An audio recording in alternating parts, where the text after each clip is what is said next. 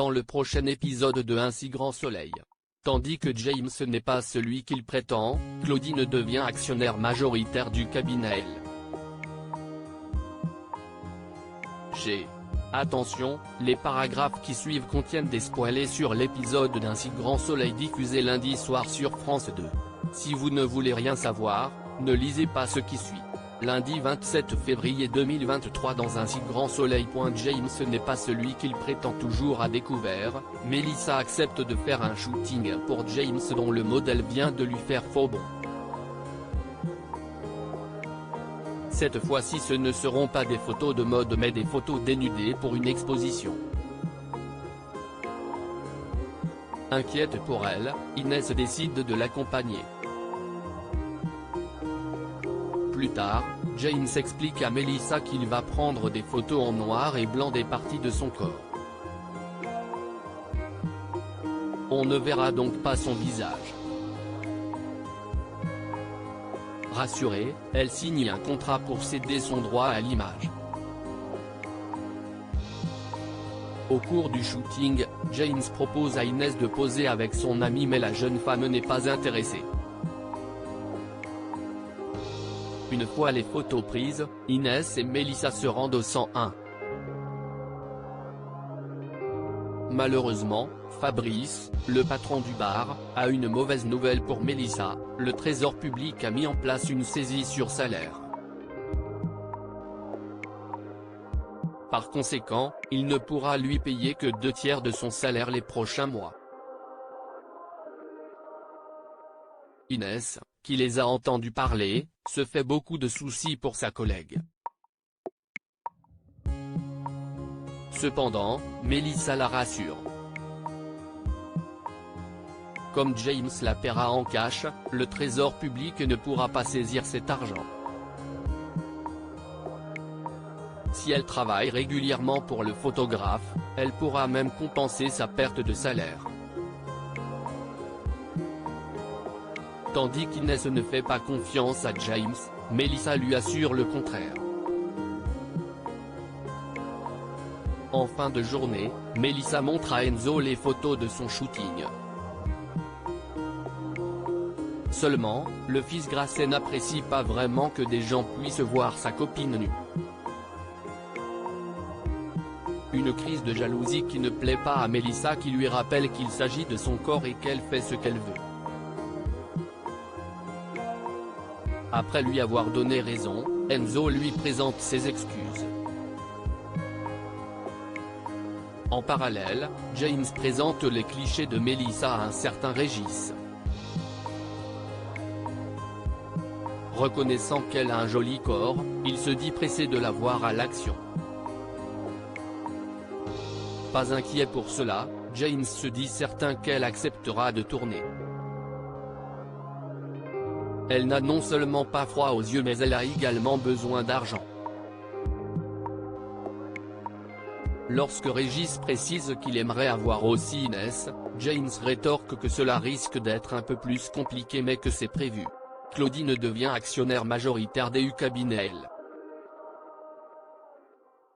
JCL, Odine et Bernier ont passé la nuit à l'hôtel.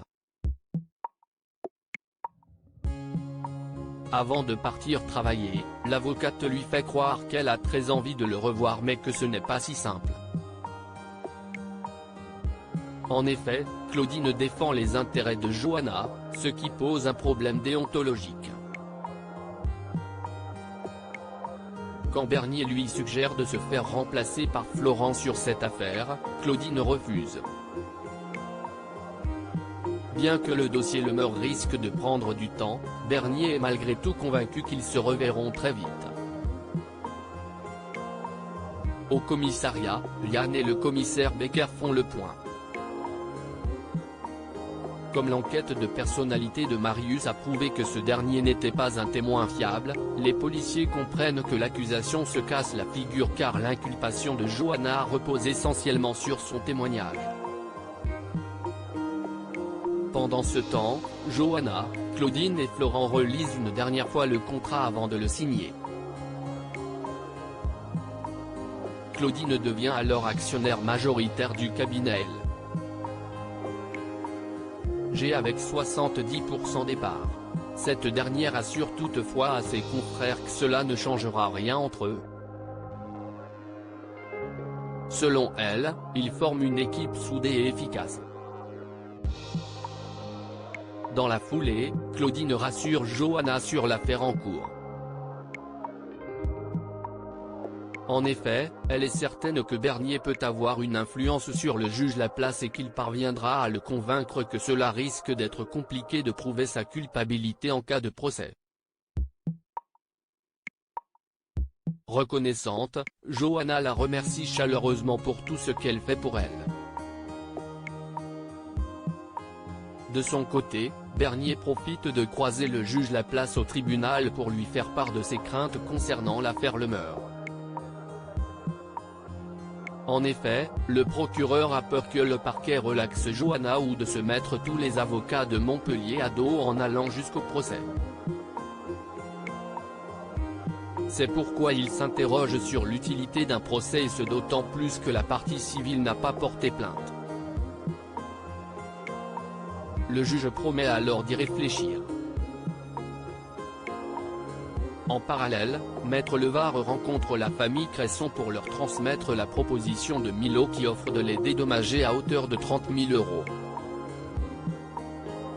En échange, Chloé et Evan devront en revanche abandonner les poursuites contre lui. Dans la mesure où Robin souhaite passer à autre chose, les Cresson acceptent à condition que la somme soit reversée directement à une association d'aide aux victimes des maladies nosocomiales.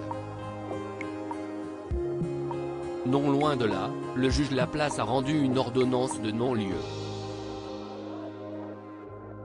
Un soulagement pour Johanna qui va pouvoir reprendre le travail.